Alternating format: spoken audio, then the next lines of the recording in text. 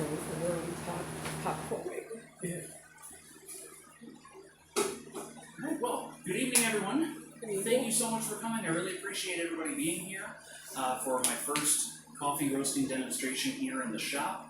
I've done roasting demonstrations before, but they were in camp out settings, so it was a lot more rugged, you know, very much roughing it, and yeah. So this is really fun. It's very exciting, and I love this opportunity.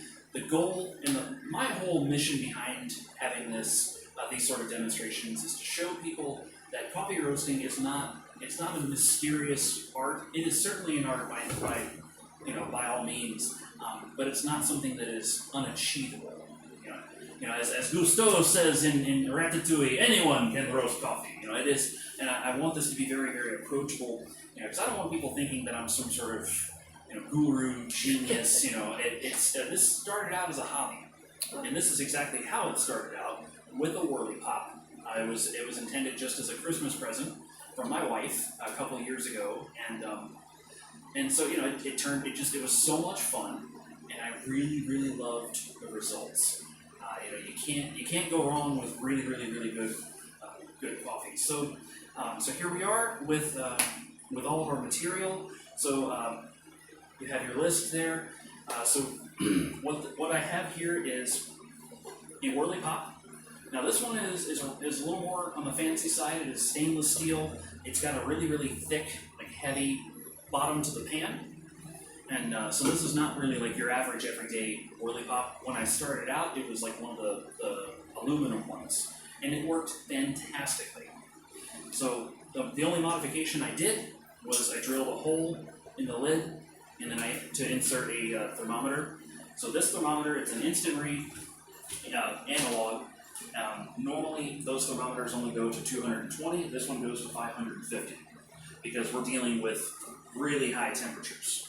220 isn't even beginning to have the roasting process. And so as you can see, just let me know if I need to angle it a little differently. It is not touching the bottom. It's just kind of hanging there. And I'll put it in front of the camera just so that way, as you can see. So I have it on the burner. So this is an electric burner. Obviously, you don't need an electric burner if you have a stove. Very used to the train. It doesn't bother me. But yeah, so if you're using electric, you want about medium heat as you're preheating, and just kind of keep it on a medium heat the entire time. If you have a gas burner, you're going to want more of a low heat.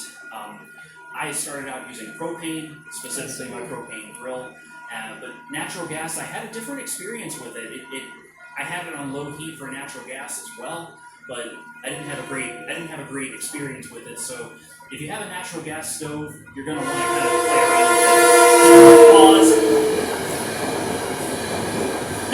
It's okay. My line of work leading up to this, it allows me to be very flexible with these things. So I have it on medium heat on this electric burner here, and so while it's preheating, I can get all my other stuff. So obviously you need your unroasted coffee beans. These in particular are Indonesian Bali Blue Moon. This comes from Burman Coffee Traders. This was a 5-pound bag, and it should only have about maybe 10 ounces left in it because I've done a lot of roasting just to get ready for today. Then you just need a colander, and this is something you can get at Walmart. It's pretty normal to have one of these things.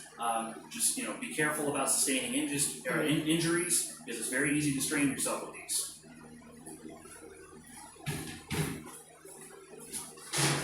You need a sheet tray in order to cool everything down. It's going to end up on the sheet tray, so what we're actually going to do is I'm going to put this in the refrigerator just around the corner because it really helps to have it cold already. So this is where the beans are going to end up in the final cooling process. So I'm going to put that in there now.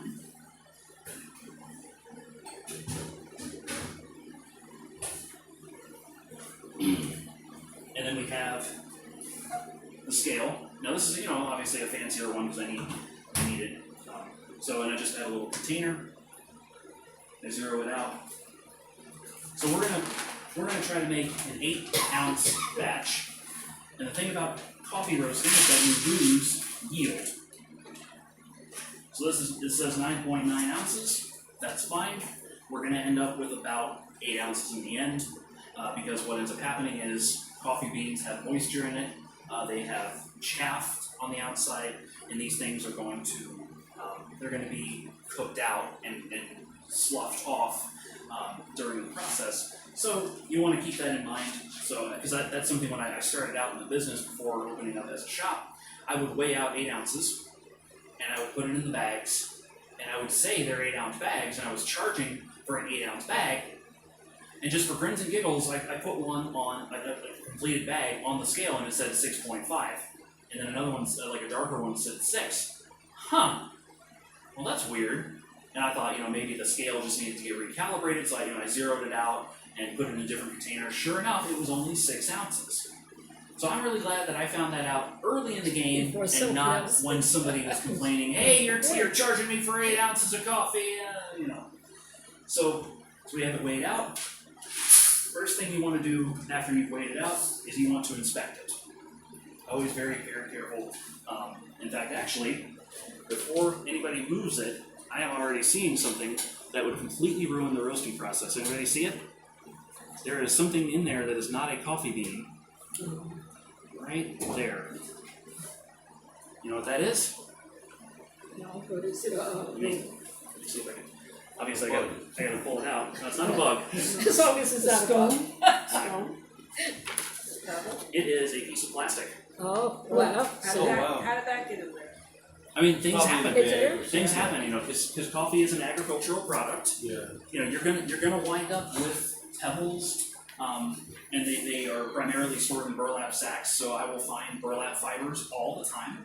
I'll find plastic fibers, like little, just little things all the time.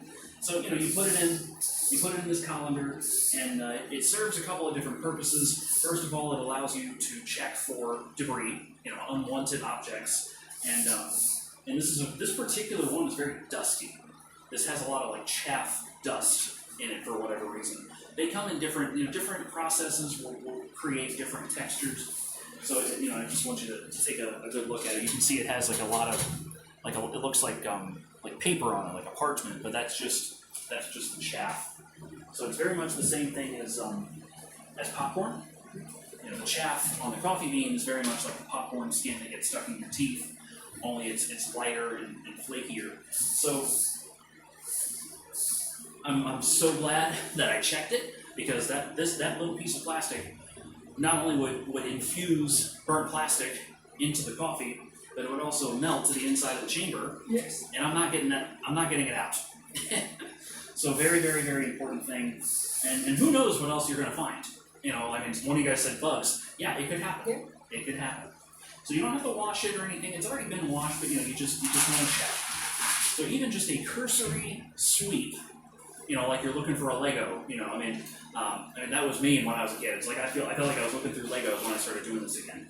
So our roasting chamber is almost at 300 degrees.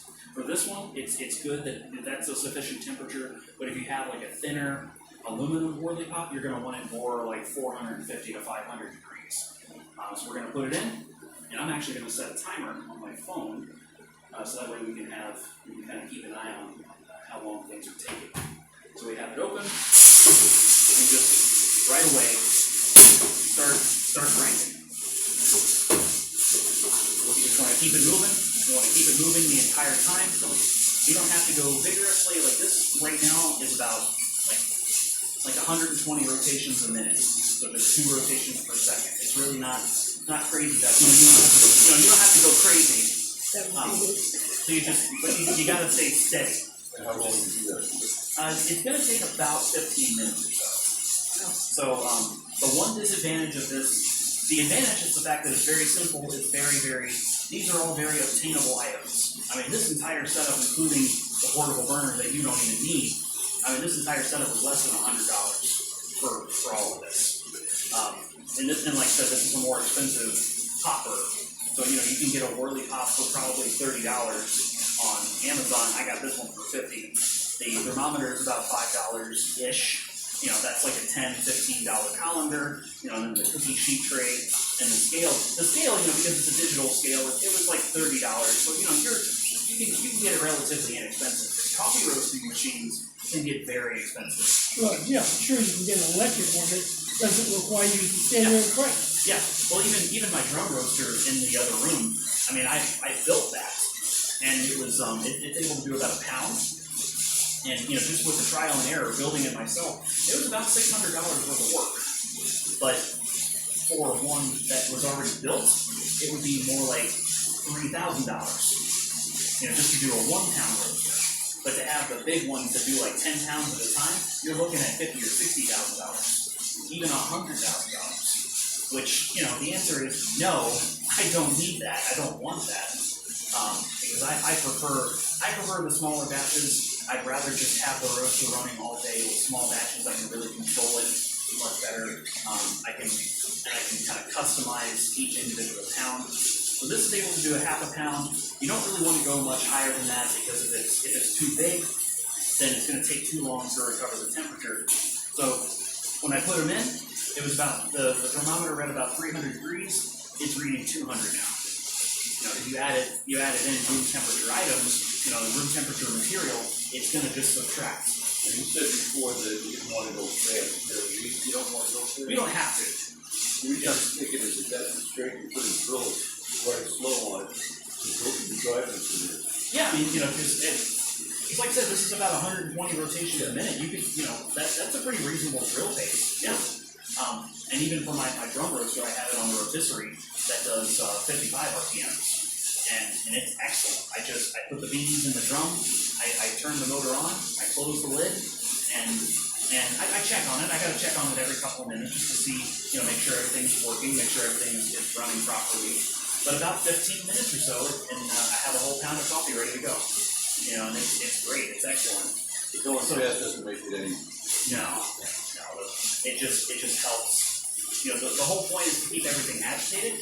And feel free to come up and take a look from the top because I'm always happy to open up the lid. At this point, you see steam is coming out. The beans are at the moment they're a dark green because they're kind of getting blanched at the moment. It is a bit of a disadvantage with this style is that there's not a whole lot of venting going on, but with the drum style, there's a lot of agitation and air circulation going on inside the drum. But like I said, the drum is more work. It takes a lot more. I'm happy, of course, I'll show you how everything works. So, less than 4 minutes in, we've already recovered about 25 degrees of the 100 that we lost. So it's climbing up steadily, which is good. In general, you want coffee to take less than 20 minutes. You don't want it taking longer than 20 minutes because what ends up happening is if it's spending longer than 20 minutes in kind of a holding pattern, you kind of lose, like the enzymes will start breaking down, you end up with more of a baked flavor. And baked coffee, I hope you guys can, I want you guys to kind of catch a whiff of it. So like this is what baked coffee smells like. So if it takes too long, that's what you end up getting for your coffee. So we don't want that. We want it nice and quick and fast. Whenever I was building my roaster, I learned a lot of things through just trial and error. And my uncle, who is excellent with his roasting, he's a professional coffee roaster. He's been doing it for almost 50 years. He even built his own roasters, which was great. And I was talking to him about how it would take me I can do 2 pounds in 45 minutes, or 2 pounds in dark roast, 2 pounds in an hour. And he's like, yeah, that's way too long, Willie. You're taking way too long. You gotta, how fast is your rotisserie going? Oh, yeah, it's kind of slow. It's like, no, you want 60 RPMs. And then I found out that my rotisserie was only doing 3 RPMs. 3. Yeah, so really big difference. Really big difference. And what a difference it made. Wow, I mean, it was incredible. Just the difference of it going considerably faster in the rotation, just to be able to get everything evenly heated and everything. It was beautiful. The difference was just night and day on the speed of the rotation. So we've gotten up to about 250 degrees. The beans are starting to turn yellow. So they went from a dark green now to more of a yellow. They're getting a lot of steam coming out. Things are really moving. It's been 6 minutes so far. So things are moving just according to plan. So the process is not affected by you opening and closing the lid every once in a while. As long as I'm quick about it. In fact, really, it's actually kind of helpful because it'll vent the steam out a little more quickly. Because there are slits, but, you know, you'll want the steam out of there. In fact, I've even discovered this week with my drum roaster that when it's about ready to reach a dark roast, so, you know, beans are 425 degrees, like there is no steam. But interestingly enough, I'm waiting for it to hit the second crack, which hopefully this will, hopefully you'll be able to hear it when the second crack happens. It's actually rather quiet, but sometimes it just won't happen. And it's because something is holding it back. And so I just opened up the lid to check on it, and then all of a sudden, giant puff of smoke, like huge, like genie cloud, came out, and then I closed it right back up, and suddenly the second crack kicked in right away. The only thing I can hypothesize is that the introduction of fresh oxygen allowed the chemical reaction to continue. You know, maybe, you know, perhaps the smoke was holding up the chemical process. You know, that's the only thing I can really think of. But I've tested it and I've repeated it, and sure enough, it makes that's what I end up doing for the dark roasts now, because otherwise, once again, it ends up spending too long and not getting dark. You know, there's so much of a sensory involvement where this gives you the advantage because you can look at it, but I want you guys to really pay attention to the smell. I mean, does any of this smell like coffee right now? No. What would you guys say it smells like? And I get different answers every time I ask. I say urinal. Oh goodness. Okay.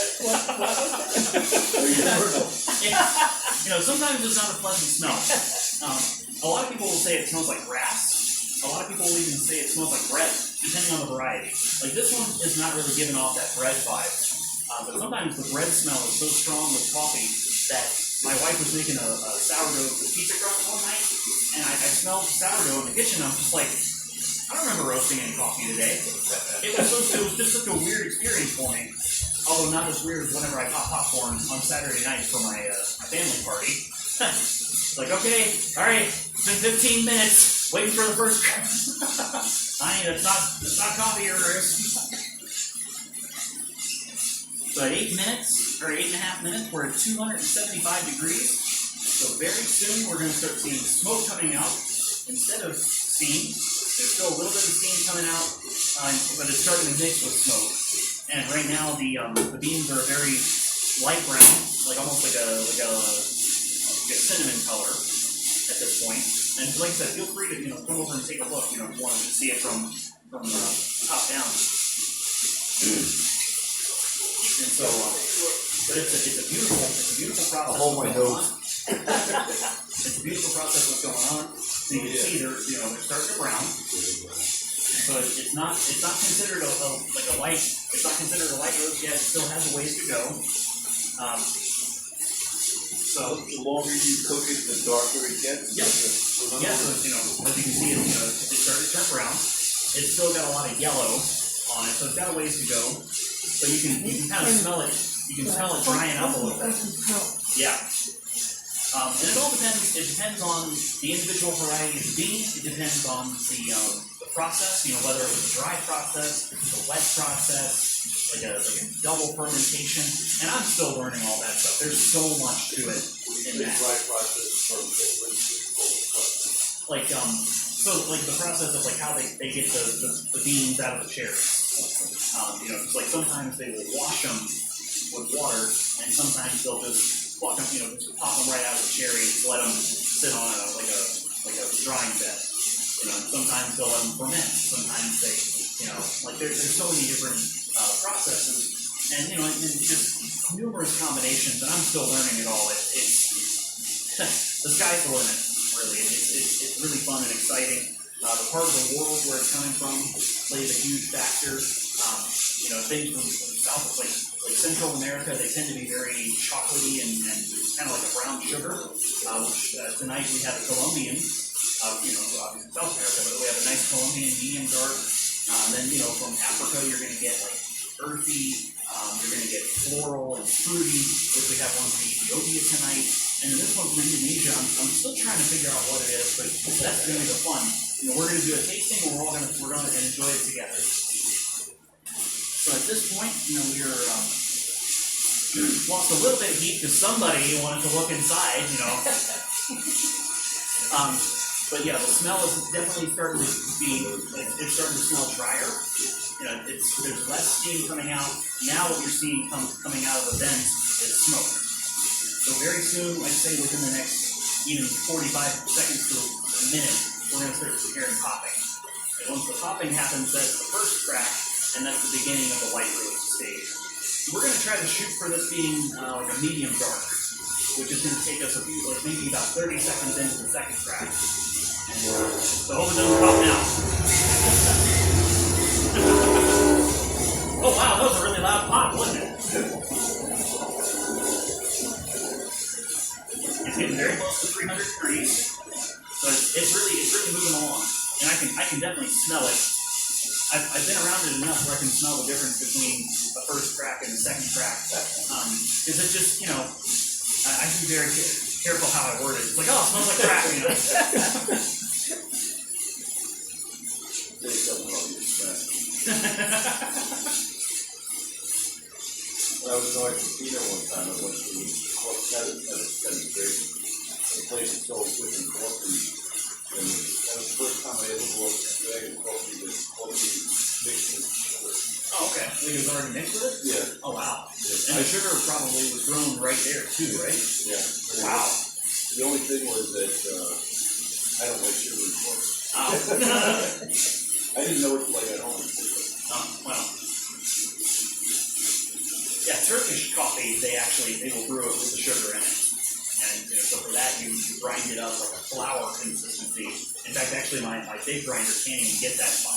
I have to use a smaller one just to get the proper consistency for Turkish coffee.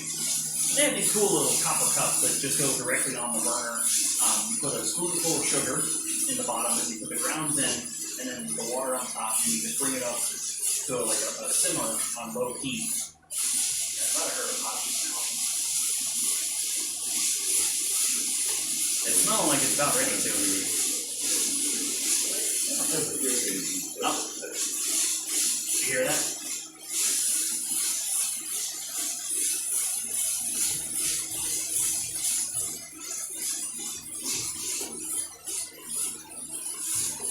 You can't get tired.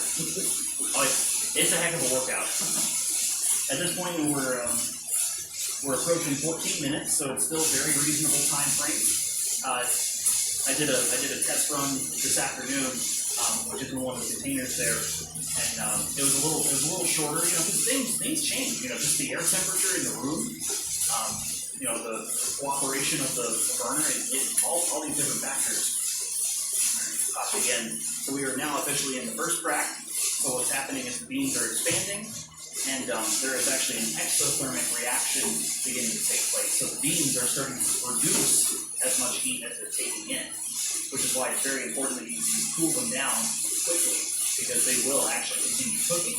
They will actually continue getting hotter, and if you roast them too long, like charcoal level, and then you don't cool them down properly, they could in theory actually combust. Ooh, yeah. Like if I just let this sit. I thought you were going to say they get a certain taste to the coffee. Yeah. But it goes beyond that. Yeah, it could if you're not diligent, you're not careful. That's the thing about roasting coffee, it's a matter of diligence. Definitely the one disadvantage of this is that you can't walk away. So you have to have everything lined up. That's why I make sure to have everything set up right here. So now you can see we're getting a lot more smoke. It is popping. It's kind of a slow one. Sometimes it can be very rapid, but at this point now it's definitely looking like coffee. It's looking like a light roast, and it essentially is a light roast. So I want you to catch the smell now. It's definitely less urinal-y. It's less like a urinal. Almost I would describe it almost like pipe smoke. Because sometimes when I roast coffee, I'll suddenly think of my uncle who would smoke a pipe. I'm just like, why am I thinking of my uncle right now? He's not the uncle who roasts the coffee. I should be thinking of that uncle, not the one who smokes the pipe. So within the next minute or so, we're going to enter into the second crack stage, which is going to be more. It's going to sound more like crinkling paper. it's going to be very subdued. It's going to be very quiet. So once I hear it, I want you to really listen very carefully, and it'll be very rapid too. It'll sound like somebody's just constantly crinkling paper, and that is when it's very, very critical to time everything just right, because the difference between a medium roast and a dark roast in the second crack stage is about 1 minute, and the difference between a medium roast and sorry you burnt your coffee is about 2 minutes, and the difference between a medium roast and charcoal is 2.5 minutes, maybe 3 minutes, and the difference between a medium roast and Starbucks is about 5 minutes. You'll cool these by putting them in that pan. Yeah. Yeah, so very, very important. The thermometer is reading about 325. Like I said before, the aluminum ones will be reading more like 450. So it's the kind of thing you'll have to just pay attention. It's going to take a lot of practice. I mean, for me, with this kit, it was just like, okay, I read the gist. All right, let's just figure it out. And I had a lot of fun.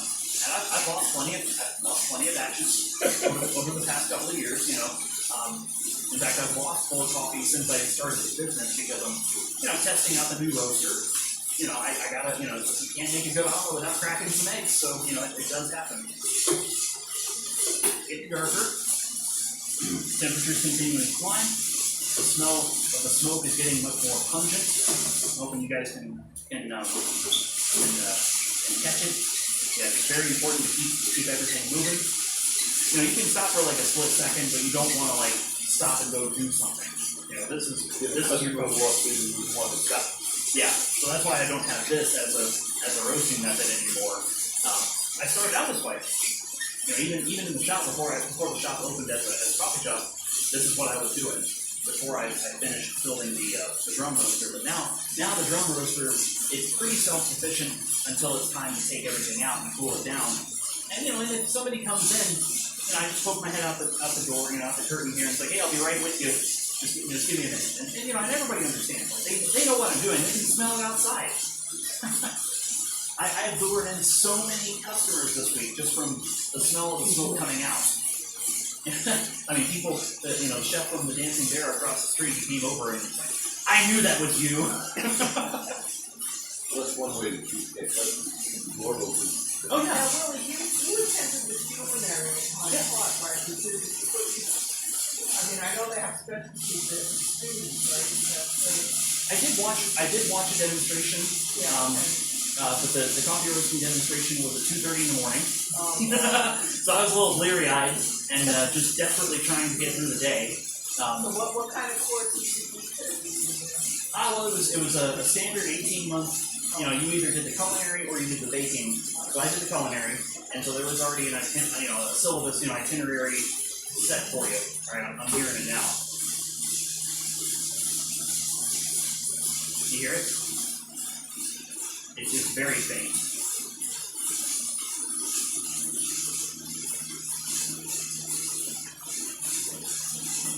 You have to open it.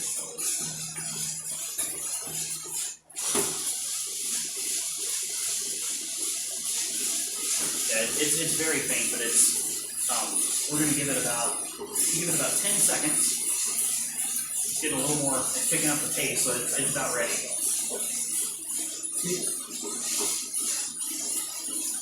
All right. Yep, these are beautiful. All right, so we're going to put them in the colander now. Go ahead and stop. Now we hit the bracket. So at this point, I just I shake it around because it gets air circulating. And it's okay, I got it around. To get rid of the chaff. It gets rid of the chaff. Now you can do this in front of a fan. And obviously if you're just doing it yourself, you can just blow on it. I don't blow on it because I'm serving it for other people. If that one is a hobby, yeah, you betcha. And what I find very interesting is that when I read the Bible, I read about like the winnowing fork, separating the wheat from the chaff, and this is what they're talking about. It's like this is what the farmers would do. They would throw the wheat in the air, and the chaff would blow away. The chaff would blow away while the wheat would fall back down. And I think there's a good life lesson there about your substance of character. When you're getting blown around, You know, are you able to, you know, come right back to where you were, or are you getting tossed around? So here we are. Yeah. Show it for the camera. Beautiful. Yeah, so this is a medium dark roast. It's still hotter in blue places at the moment, but it's gonna cool down rather quickly. In fact, I'm gonna put this in the refrigerator. Normally, I put it on this rack right here, but I wanted to have this one. I actually went back home and brought this regular cookie sheet tray because I wanted to make sure that this is all regular stuff. Let me just put this in the refrigerator.